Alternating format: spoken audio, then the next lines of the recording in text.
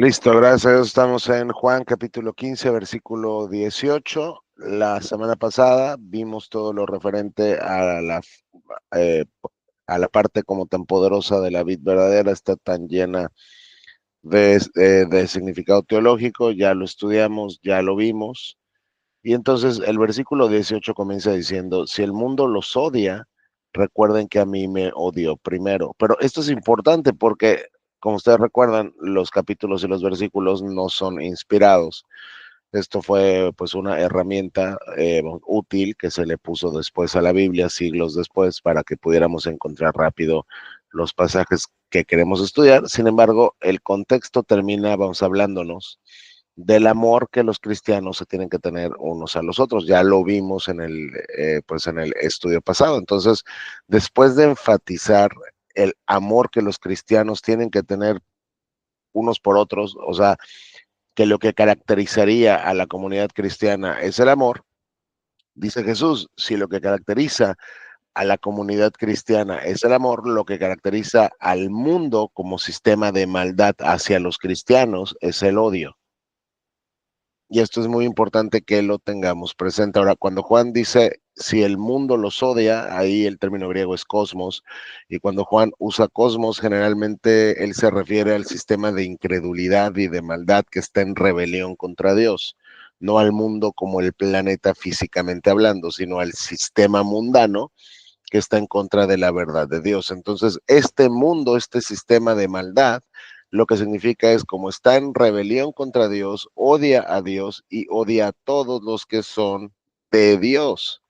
Ahora recordemos en el 15:19, que es el que viene aquí, dice, si pertenecieran al mundo, el mundo los amaría como a uno de los suyos, pero ustedes ya no forman parte del mundo, yo los elegí para que salieran del mundo, por eso el mundo los odia. Si ustedes son del mundo y siguen siendo del mundo, el mundo los ama, pero el mundo los odia porque ustedes ya no pertenecen al mundo, porque yo los escogí, yo los elegí para sacarlos de este sistema de maldad mundano, ¿no?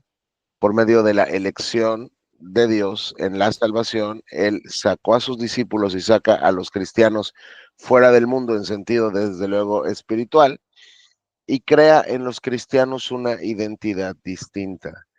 Es como si los cristianos perdieran su pasaporte del sistema mundano, el cual todos tienen por nacimiento, y de repente los cristianos ya no lo tienen. Entonces ya no son parte de ese sistema mundano, entonces el mundo los ve como diferentes, como raros, como extranjeros, por eso el mundo los odia. Pero Cristo les dice, no se asusten porque los van a odiar a ustedes porque a mí que soy su maestro, me odió primero. Entonces, esto es bien importante porque en toda la Biblia siempre vamos a ver como una antítesis entre lo que es de Dios y lo que es del mundo, entre la ciudad de Dios y la ciudad del mundo o la ciudad de los hombres muertos en sus delitos y pecados. Entonces, el cristiano no tiene que tener como raro cuando por ser cristiano lo persigan. Es lo que se espera. Si tú y yo somos realmente cristianos y estamos viviendo como cristianos, lo que se espera es que no marchemos al tamboreo del mundo, que no vivamos al ritmo del mundo, que no nos movamos al ritmo del mundo, que seamos diferentes al mundo y entonces eso el mundo lo odia y entonces nos odiará. Entonces la persecución no es algo extraño, sino ya lo dijo Pablo allá, vamos a Timoteo, el que quiera vivir piadosamente padecerá persecución. Entonces, la manera de padecer persecución es vivir en piedad. Ahora, se espera que el cristiano viva piadosamente. Por eso, una vez que él dice lo que los tiene que caracterizar a ustedes es el amor unos por los otros, cuando el mundo vea eso, el mundo los odiará. ¿Ok? Y si los odia, es porque ya me odiaron primero a mí. Es decir, ustedes pueden esperar el mismo trato que me están dando a mí, que se los den también a todos ustedes. Pero noten que esta persecución no viene como porque tú estás pecando, sino es una persecución que viene por vivir piadosamente. Es una persecución que viene simplemente por ser cristiano y por seguir a Cristo y por vivir de acuerdo a los principios de la palabra de Dios. Y este cambio de identidad no tiene nada que ver con lo que tú hayas hecho, sino porque Dios te eligió para que salieras espiritualmente del mundo. Entonces, vamos, en estos primeros dos versículos aprendemos algo. Somos cristianos, vamos a ser diferentes del mundo. Somos iguales al mundo, entonces tenemos que poner en tela de juicio si es que realmente somos cristianos. Por eso es que es antitético cuando los cristianos quieren imitar al mundo, quieren ser como el mundo para atraer, entre comillas, al mundo, a Jesús. No funciona así. Dios nunca te dijo, ve y sé como el mundo para que el mundo vea que eres como ellos y entonces diga, yo quiero ser como tú. El cristiano tiene que ser radicalmente opuesto al mundo. Entonces ahí te puedes dar cuenta que es absolutamente imposible que tú tengas una amistad profunda y real con gente que no sea cristiana, porque tus valores son otros, porque tu cosmovisión es otra, porque tú respondes al reino de Dios y pues ellos al reino de las tinieblas. Y de hecho la persecución es uno de los síntomas de que eres cristiano. Entonces, ahí cuando el mundo te ama profundamente y no te persigue, lo primero que deberías de ver es, ¿realmente estoy viviendo como cristiano?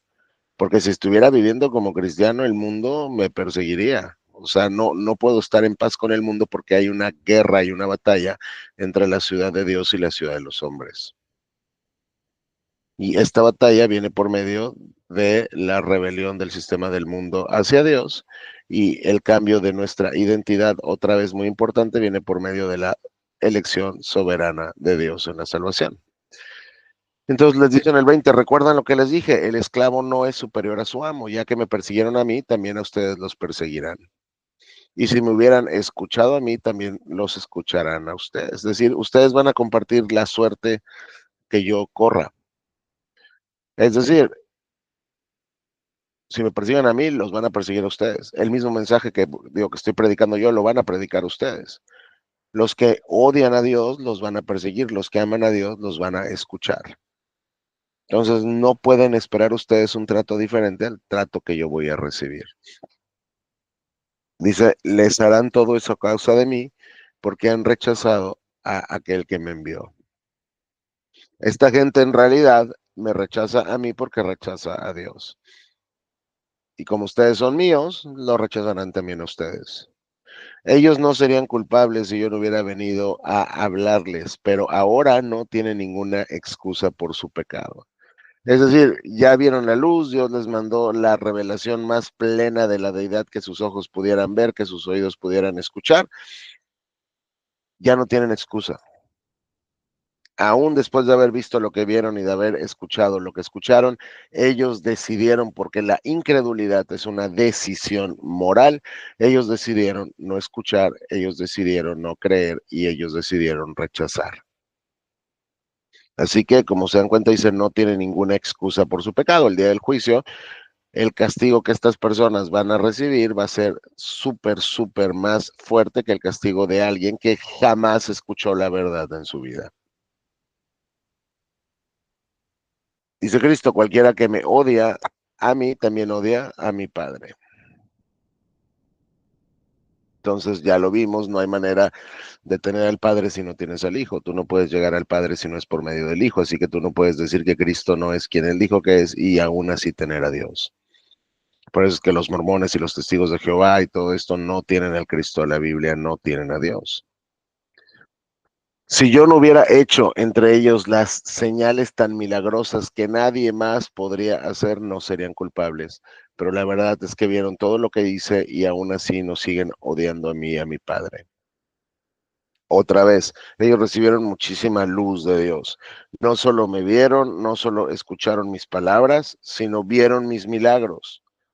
Vieron que yo hice los milagros que estaba profetizado que el Mesías tendría que hacer.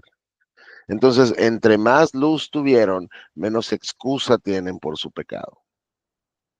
Es decir, su culpabilidad se incrementa en la medida en que reciben más luz de parte de Dios. Y la persona que vio a Jesucristo vio a Dios en la carne. La persona que escuchó a Jesucristo escuchó a Dios en la carne. No podían tener una mayor revelación de la deidad que esa, y si aún así viendo esto tú decides apedrearlo y tú decides crucificarlo y tú decides rechazarlo, no tienes pretexto y no tienes excusa. Con eso se cumple lo que está registrado en sus escrituras: me odiaron sin motivo. Y aquí Cristo está citando al Antiguo Testamento, dice, y esto se tenía que cumplir, simplemente me odian y no tienen motivo porque yo no les he hecho algo como para que me tengan que odiar. Al contrario, Cristo les multiplica el pan. Cristo sana a sus enfermos, pero les dice, tienen que comer mi carne y beber mi sangre, dejando clarísimo el tipo de compromiso que Cristo pide de sus seguidores, y entonces me odian.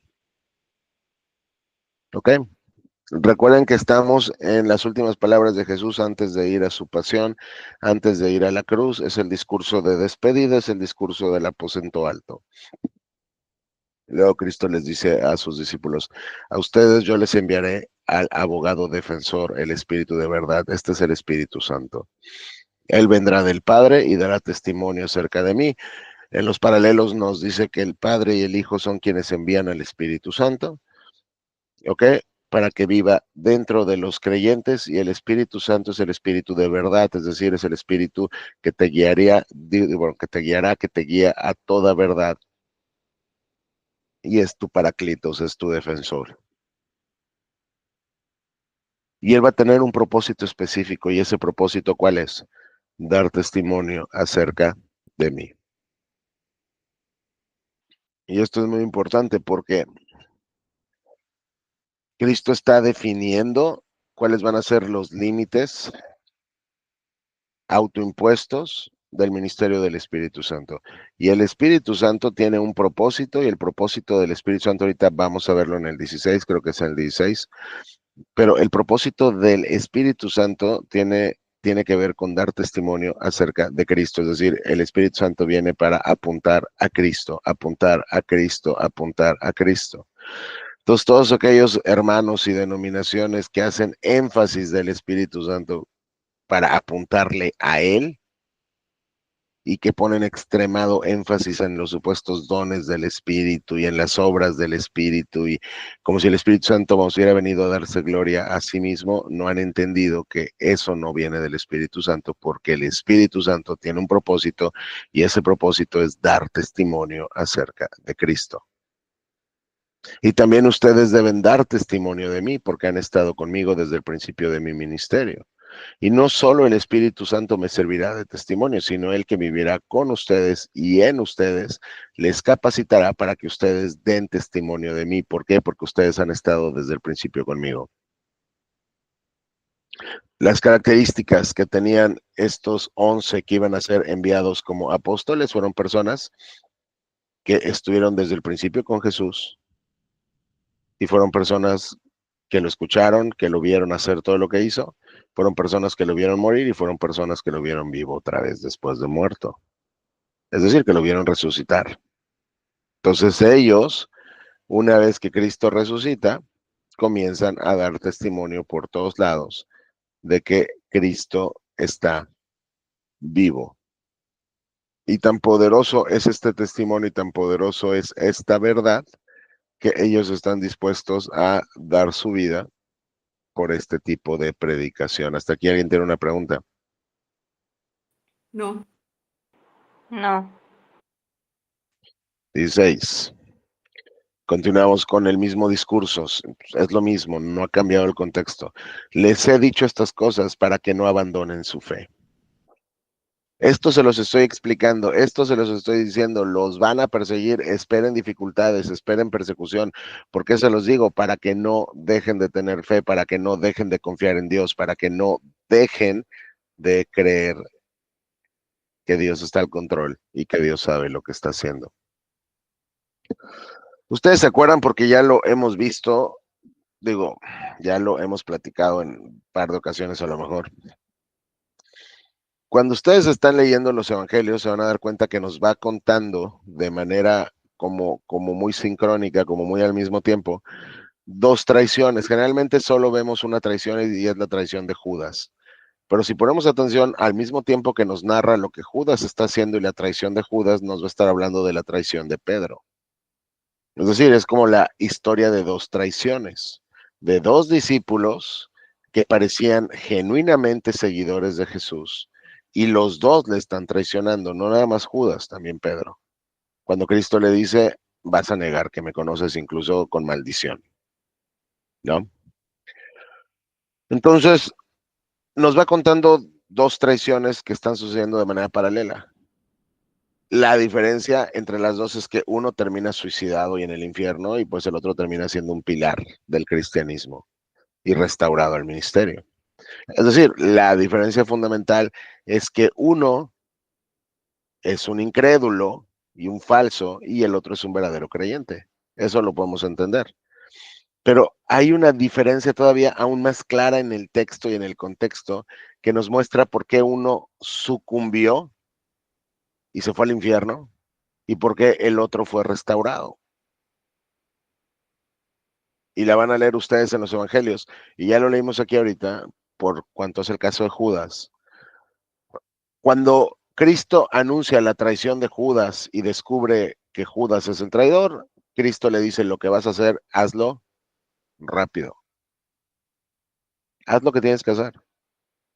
Lo que vas a hacer, hazlo rápido. Pero cuando Cristo anuncia la traición de Pedro, ¿qué le dice a Pedro? ¿Quién sabe? ¿Quién se acuerda?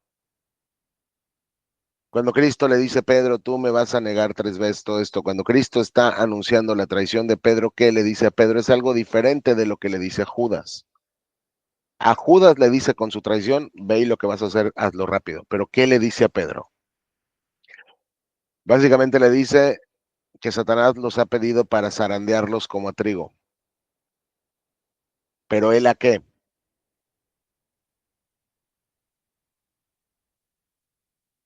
Pedro, fíjate que Satanás te ha pedido para zarandearte, pero yo ¿quién He sabe? pedido a mi padre. Exactamente. Yo he rogado por ti, pero lo que viene es clave. Yo he rogado por ti, ¿por qué? Para que tu fe no falte. Ahí tenemos la gran diferencia entre los dos destinos. Realmente no fue algo intrínsecamente poderoso en Pedro el que lo hizo permanecer. Los dos traicionaron, pero uno se fue al infierno y el otro no, porque por uno Cristo estaba intercediendo y por el otro no. Pedro, he rogado por ti para que tu fe no falte. Y a Judas le dijo, ve y hazlo rápido. Entonces, esto nos muestra un principio, digo, dicho sea de paso, la perseverancia en nuestra fe no tiene nada que ver con nosotros, tiene que ver con la intercesión de Cristo por nosotros, como nuestro sumo sacerdote. Entonces, esto tiene que ver porque Cristo les dice, les he dicho estas cosas para que no abandonen la fe.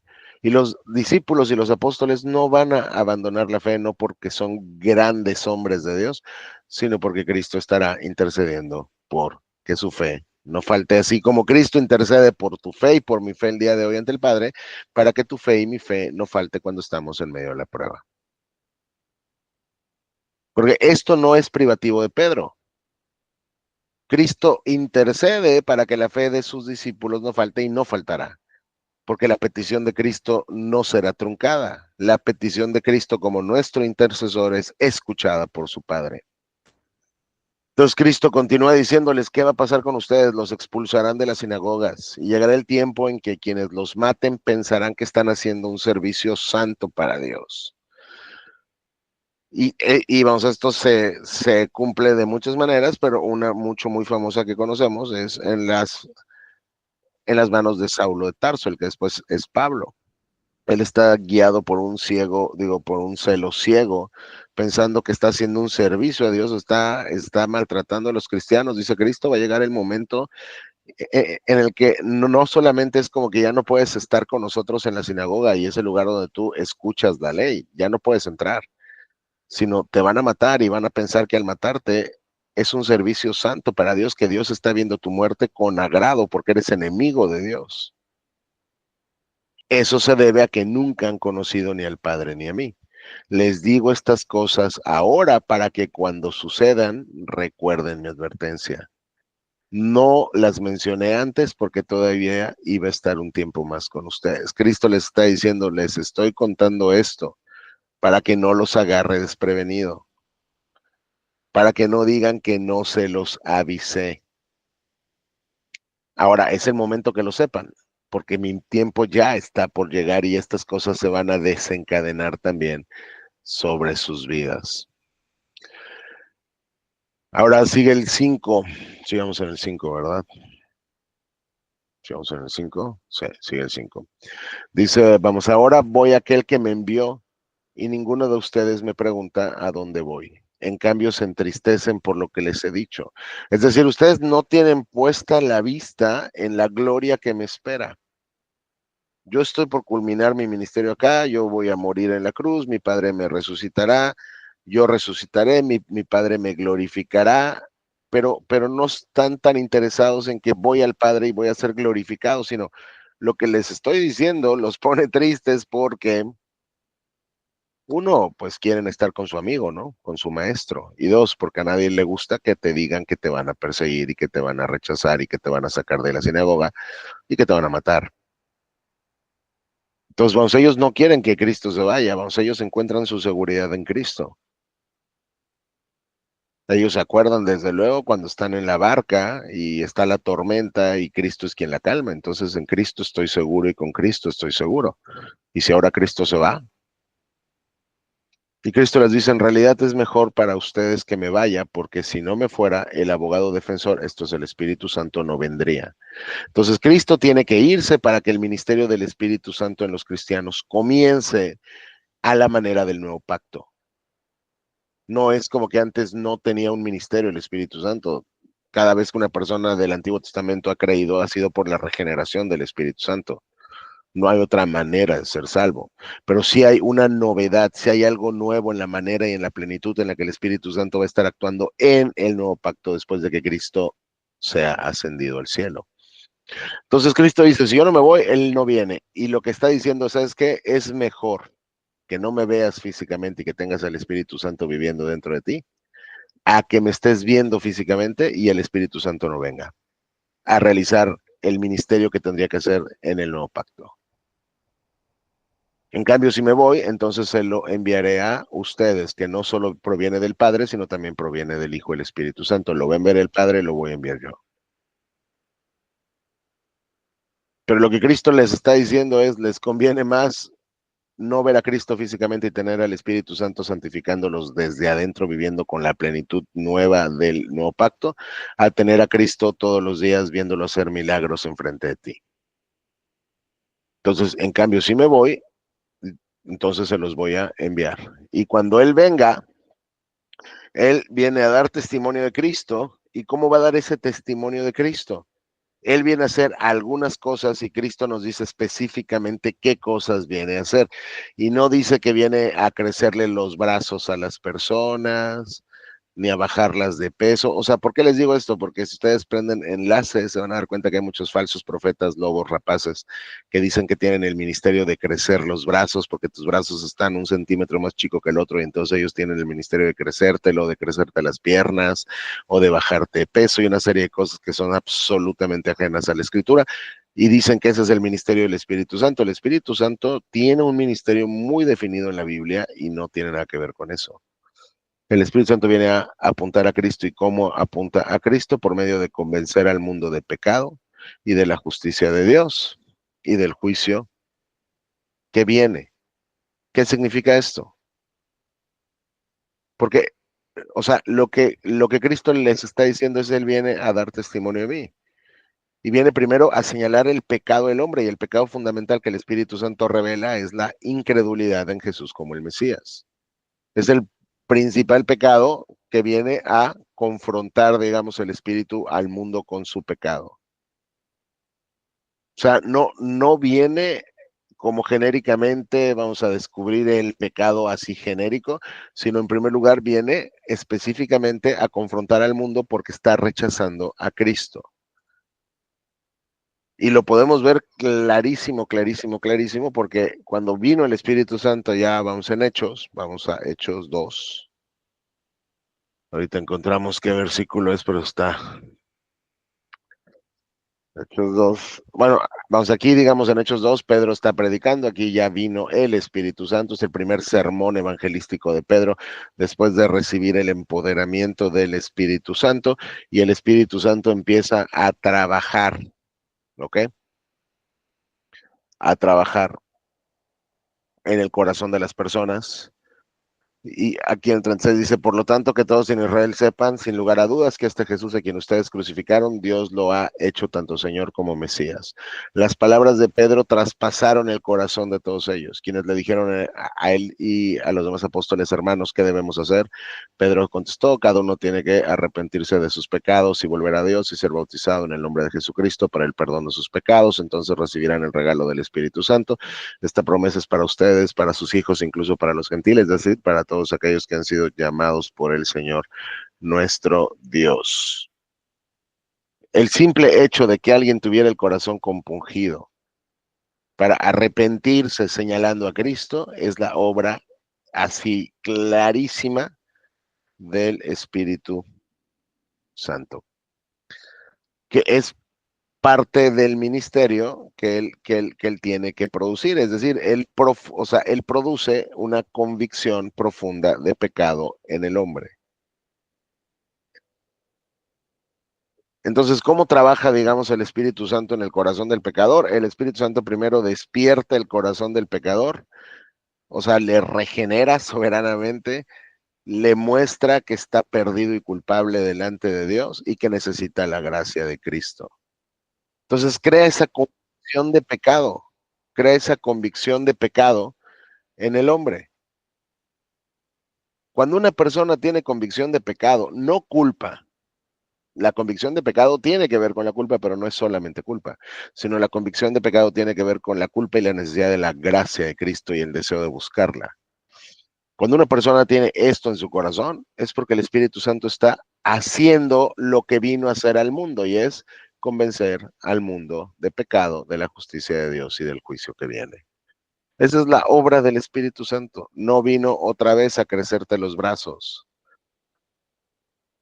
No vino tristemente a unas cosas que se llaman, vamos, iglesias, se ponen a ladrar y dicen que es, vamos, un ladrido santo, o se ponen a reír sin control y dicen que es la risa santa, y ese tipo de cosas que son absolutamente ajenas a la Escritura. Ese no es el testimonio del Espíritu Santo y ese no es el ministerio del Espíritu Santo. El ministerio del Espíritu Santo es convencer al mundo de pecado, de justicia y de juicio. ¿Ok? Entonces, Cristo dice, les conviene que yo me vaya, porque si yo no me voy, el Espíritu Santo no puede venir, no puede hacer este trabajo en el corazón de la persona, convencerlo del juicio que viene, convencerlo de que Satanás ha sido derrotado en la cruz y que la justicia de Dios te condena, pero Dios te regala la justicia de su Hijo imputada a tu favor para que Él te pueda perdonar. ¿Ok? Entonces, el pecado del mundo consiste en que el mundo se niega a creer en mí, es lo que les digo. El pecado principal que el Espíritu Santo viene a confrontar en el mundo es la incredulidad de Jesucristo. Es la incredulidad, perdón, hacia Jesucristo, del mundo hacia Cristo. La justicia está disponible porque voy al Padre y ustedes no me verán más. El juicio vendrá porque quien gobierna este mundo ya ha sido juzgado. Me queda aún mucho más que decirles, pero en este momento no pueden soportarlo. Cuando venga el Espíritu de verdad, Él los guiará a toda verdad. Él no hablará por su propia cuenta, sino que les dirá lo que ha oído y les contará lo que sucederá en el futuro. Me glorificará porque los contará, perdón, todo lo que reciba de mí. El papel del Espíritu Santo es guiar al cristiano a la verdad. ¿Cuál es la verdad? La palabra de Dios. El Espíritu Santo desea y anhela que tengas una conexión íntima y profunda con la palabra que el propio Espíritu Santo escribió. Otra vez, no tiene nada que ver con sensacionalismo. Tiene todo que ver con una vida de piedad. Tiene todo que ver con un amor profundo por la Biblia. ¿Sabes quién produce en ti un amor profundo por la Biblia? El Espíritu Santo. ¿Sabes quién produce en ti el deseo de estar aprendiendo más de Dios, de ver una predicación, de ir a un estudio, de ir a la iglesia? ¿Sabes quién produce ese deseo? El Espíritu Santo, porque Él te está guiando a la verdad. La verdad, desde luego, tal cual está revelada en su palabra. Y Cristo dice, hay más que les voy a decir, pero en este momento no lo pueden soportar, con lo que les dije ya es demasiado. Ahora, muy importante, otra vez, el Espíritu Santo no hablará por su propia cuenta, Él no viene a glorificarse a sí mismo, Él viene solamente a repetir lo que escuchó y lo que sabe que tiene que decir y les sucede, o sea, y les contará lo que sucederá en el futuro. Por medio del Espíritu Santo es que Juan recibe la inspiración para escribir el Apocalipsis, por ejemplo. Pero el punto es, el Espíritu Santo tiene una misión y ya vimos cuál es, y es apuntar a Cristo, me glorificará, va a glorificar a Cristo. El punto del Espíritu Santo es que el que reciba la gloria sea Cristo, no el propio Espíritu Santo. Por eso es que esto no sirve otra vez para las denominaciones que en lugar de enfatizar a Cristo, enfatizan 90% del tiempo al Espíritu Santo, están equivocadas. Están equivocadas porque su neumatología, es decir, su teología del Espíritu Santo, está equivocada,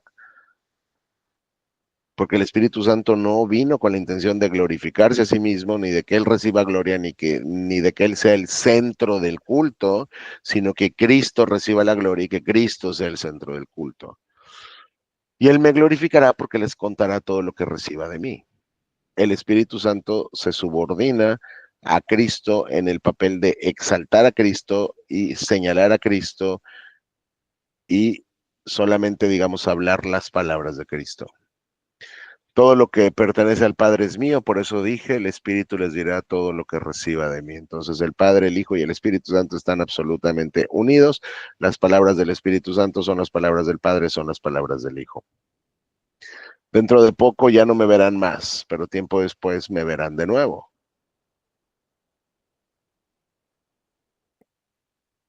Ellos están tristes y están preocupados. Ya su maestro se va. ¿Qué vamos a hacer? ¿Cuál va a ser el resultado de una vida ya sin Jesús que aquí nos esté protegiendo? Pero Cristo promete que le volverán a ver. Entonces algunos de los discípulos se preguntaron unos a los otros a qué se refiere cuando dice dentro de poco no me verán, pero luego me verán y voy al Padre. ¿Qué quiere decir con dentro de poco? No lo entendemos. Como se dan cuenta, o sea, los discípulos tampoco era como que lo entendían todo en este momento. Tenían el corazón todavía endurecido. Jesús se dio cuenta de que querían preguntarle sobre esto, así que les dijo, se están preguntando qué quise decir, dije que dentro de poco no me verán más, pero tiempo después volverán a verme. Les digo la verdad, ustedes llorarán y se lamentarán por lo que va a sucederme, pero el mundo se alegrará. Ustedes se lamentarán, pero su dolor se convertirá de pronto en una alegría maravillosa. Será como una mujer que sufre dolores de partos, pero cuando nace su hijo, su angustia se transforma en alegría porque ha traído una nueva vida al mundo. Así que ahora ustedes tienen tristeza, pero volveré a verlos. Entonces se alegrarán y nadie podrá robarles esa alegría. ¿Qué va a pasar? Me va a pasar algo que va a causar que ustedes, mis discípulos, estén tristes, tristes, tristes. Y el mundo que me odia, feliz, feliz, feliz. Pero luego va a pasar otra cosa que va a causar que el lamento que ustedes tienen de repente se convierta en un gozo absoluto que nadie les pueda robar. Es como, dice, como cuando una mujer está ahí con dolores de parto, le duele muy feo, pero luego cuando ya nace el niño o la niña, ese dolor y esa angustia se transforma, o sea, se le olvida a la mujer, ya es una alegría absoluta, está viendo a su bebé enfrente de ella. Así de la misma manera va a cambiar Dios de un momento a otro, en un instante, esa tristeza y ese dolor que van a tener en una alegría que nadie les podrá robar. Aquí desde luego se está refiriendo a qué? A la resurrección. Me van a matar y ustedes van a estar desesperados. Pero luego va a pasar otra cosa, que a ustedes les va a llenar el corazón de gozo y alegría y ese corazón tan lleno de gozo nadie se los va a poder quitar, ni siquiera la persecución.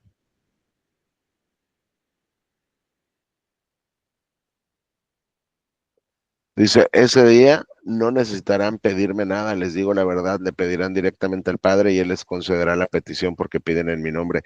Una vez que me vean así, es porque yo ya terminé con mi obra y les abrí un camino directo al Padre.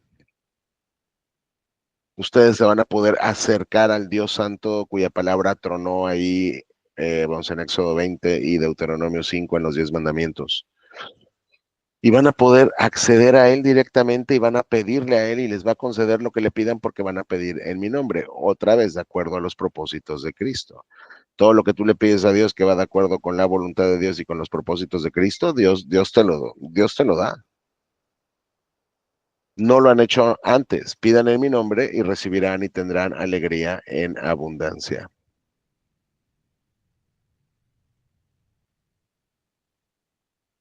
Está a punto de pasarles algo que les va a poner triste, pero después, poquito después, algo que les va a poner súper felices y les voy a abrir un camino al Padre que nunca han experimentado y lo van a poder experimentar. Y entonces su corazón va a estar lleno de gozo. Vamos, el 25 dice, hemos hablado de estos asuntos en lenguaje figurativo, pero pronto dejaré de hablar en sentido figurado y les contaré acerca del Padre con toda claridad. Ese día pedirán en mi nombre, no digo que pedirá el Padre de parte de ustedes, ya que el Padre mismo los ama profundamente, porque ustedes me aman a mí y han creído que vine de Dios. Es cierto, vine del Padre al mundo y ahora dejaré el mundo y volveré al Padre. Dice, yo sé que tal vez algunas cosas se las he tal vez, vamos, escondido un poco o velado un poco, pero eso ya se va a acabar. Ya mi obra está por terminar, el camino nuevo que les voy a abrir al Padre. O sea, ustedes ya no van a necesitar ceda por ustedes así para el Padre, y si no, no hay manera que los escuche el Padre. Ustedes mismos van a poder acercarse al Padre, porque como ustedes me aman, el Padre, perdón, los ama profundamente, porque ustedes han puesto su fe y han creído que yo vine de parte del Padre. Y es verdad, yo vine de parte del Padre al mundo, pero ahora dejaré el mundo y volveré al Padre. Mi misión, mi ministerio, mi sacrificio, mi glorificación están ya por terminar, están ya por ocurrir. Para lo que yo vine está ya por tener una conclusión. Entonces sus discípulos dijeron, por fin hablas con claridad y no en sentido figurado. Ahora entendemos que sabes todas las cosas y que no es necesario que nadie te pregunte nada. Por eso creemos que viniste de Dios. ¿Por fin creen? Preguntó Jesús, pero se acerca el tiempo y de hecho ya llegó cuando ustedes serán dispersados, cada uno será por su lado y me dejarán solo. Dicen, ok, entonces creo que ya estamos entendiendo un poco más, ya le estás bajando un poco el sentido figurado, tú sabes todas las cosas, tú entiendes que nosotros queremos preguntar algo y ya sabes lo que te queremos preguntar, es obvio que vienes de Dios. Cristo dice, por fin creen, apenas están creyendo, pregunta Jesús. Pero ¿saben qué? Otra vez, en este proceso de que yo les abra este camino al Padre y ustedes puedan tener este acercamiento directo a Dios, fundado en el amor profundo que el Padre les tiene, porque eso nunca lo debemos de perder de vista, que el Padre ya nos dijo, Cristo que nos ama como ama a Cristo, porque estamos unidos a Él. Entonces, pero con todo y esto, para que esto suceda, viene un tiempo, y ya llegó, porque recuerden, aquí estamos ya en el discurso de despedida y en un ratito lo van a aprender, cuando ustedes serán dispersados, cada uno se irá por su lado y me van a dejar solo, y me van a abandonar ustedes. Sin embargo, yo no estoy solo porque el Padre está conmigo. Yo sé que humanamente va a parecer como que estoy solo y no hay nadie conmigo, pero conmigo está el Padre. Solo no estoy. Y les he dicho todo lo anterior para que en mí tengan paz, para que en medio de esta situación que van a vivir en un ratito, cuando me aprendan y cuando me juzguen y cuando me crucifiquen, y ustedes estén atemorizados y todo esto, quiero que sepan que yo se los avisé para que encuentren esa paz que no van a poder encontrar en nadie ni en nada más. Y luego Cristo dice, aquí en el mundo tendrán muchas pruebas y tristezas, pero anímense, porque yo he vencido al mundo. Y este versículo es muy famoso y lo cita todo mundo y nos lo aprendemos de memoria y básicamente lo que está diciendo es, esta vida no es un lecho de rosas. Yo no sé si tú lo creías, pero nadie te lo prometió, por lo menos Dios no te lo prometió. Tal vez los falsos maestros sí te lo prometen, pero Lo que Cristo prometió es otra cosa. Es que aquí de este lado de la eternidad vamos a tener no una, muchas pruebas y muchas tristezas, y los discípulos están a punto de enfrentarse con una. Pero ustedes tienen que cobrar ánimo porque yo he vencido a este sistema del mundo que está en rebelión contra Dios. Y nos vamos a aventar en los pocos minutos que nos faltan, nos vamos a aventar el 17. No, yo creo que no. No, yo creo que no. Yo creo que no nos daría muchísimo tiempo ya para ver todo el 17 y pues este ya es el final. Si es el final, déjame nada más ver que no me esté equivocando. Sí, justo es el final del discurso de despedida, del discurso del aposento alto que empezó ahí en el, no me acuerdo, 13, 14 creo que fue, o fue hasta el 15, no. Sí, fue en el 13 me parece. Sí, en el 13 comienza el discurso de despedida y va a terminar en el 17. Y el 17 es un capítulo muy especial porque es el capítulo donde tú y yo aparecemos en la Biblia de manera así particular. Si alguna vez te has preguntado dónde apareces en la Biblia, apareces en Juan 17.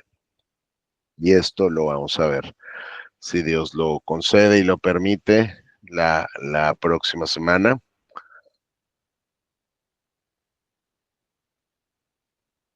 Sí, yo creo que no nos da tiempo. ¿Tienen alguna pregunta?